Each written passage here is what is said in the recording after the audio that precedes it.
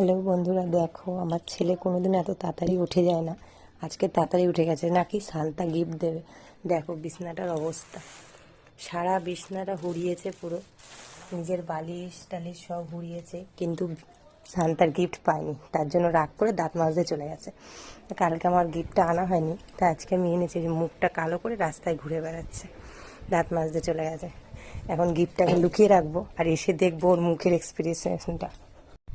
আসছে এখন, সবাই দেখো। দাঁত মেরেছিস?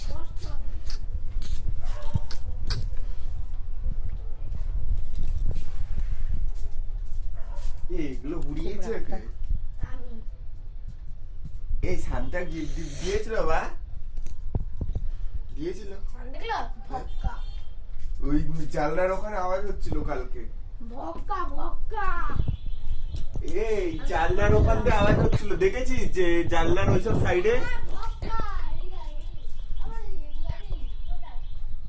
এই এবার এই শোন, খুব রাগ হয়ে গেছে, বাড়ি আসবে না, তাড়াতাড়ি আয়। খুব রাগ হয়ে গেছে, বিছনা টিছনা পুরো ঘুরিয়েছে। প্রতিবারে ওর ঠাম্মা দিয়ে যায়, তাই এবারে ঠাম্মা আসতে পারেনি, দিতে পারেনি। খুব রাগ হয়ে গেছে, আসবেই না ঘরে। আমি দেখো লুকিয়ে রেখেছি, আসছে দেখো সবাই। জানলার ওইসব সাইডে দেখতে পাচ্ছিস?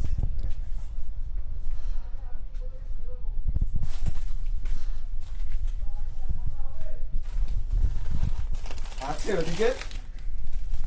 হ্যাঁ,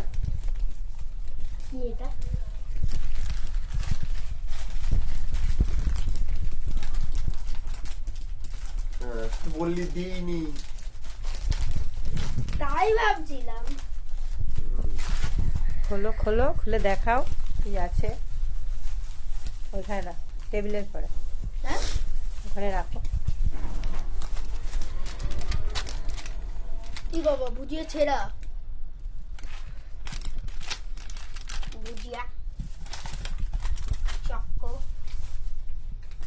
কেক